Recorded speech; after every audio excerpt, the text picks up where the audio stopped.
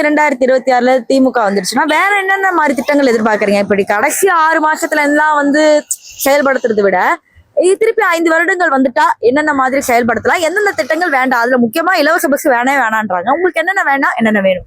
இப்போ இருக்கிறது தமிழ்நாடு அரசாங்கம் முன்ன இருந்த மாதிரியே தான் நார்மலா போயிட்டு இருக்குது. நல்லா தான் பண்ணிருக்காங்க. இத மக்கள் யாரும் அந்த அளவுக்கு குறை சொல்ற அளவுக்கு குறை சொல்லலையா? உண்மையை சொல்லுங்க. இல்ல அந்த அளவுக்கு சொல்லக்கூடிய அளவுக்கு ஒன்றும் தெரியல பெருசா. அதாவது அந்தந்த கட்சிக்கு அந்தந்த கட்சிக்காரங்க அப்படி பேசுவாங்க. நான் பொதுநலமா இதை விஷயத்த சொல்றேன். எனக்கு தெரிஞ்ச அளவுக்கு யாரும் விருப்பம்லாம் யாரும் சொல்லல. 2026ல பாத்தீங்கன்னா பல வாக்குகள் அவங்க கொடுத்திருந்தாலும் என்னன்னு பாத்தீங்கன்னா திமுக மேல இப்ப நம்பிக்கை இல்லை அப்படின்னு எல்லாருமே ஒரு ஸ்டேட்மெண்ட் வைக்கிறாங்க. நீங்களும் அப்படிதான் இருக்கீங்களா? நம்பிக்கை யதார்த்தம் அப்படின்னா எதிர்கட்சிகள் வலுவா இல்லை.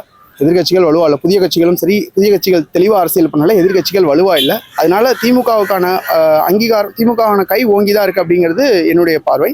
மற்றபடி எலெக்ஷன் நெருங்க வேற ஏதாவது மாற்றங்கள் நடக்குமா அப்படின்னு சொல்லி பார்க்கலாம். மாணவர்கள் பொறுத்த வரைக்கும், கல்வி பொறுத்த வரைக்கும் நிறைய திட்டங்கள் பண்ணியிருக்காங்க திமுக அப்படிங்கிறதுல எனக்கு மாற்று கருத்து இல்லை.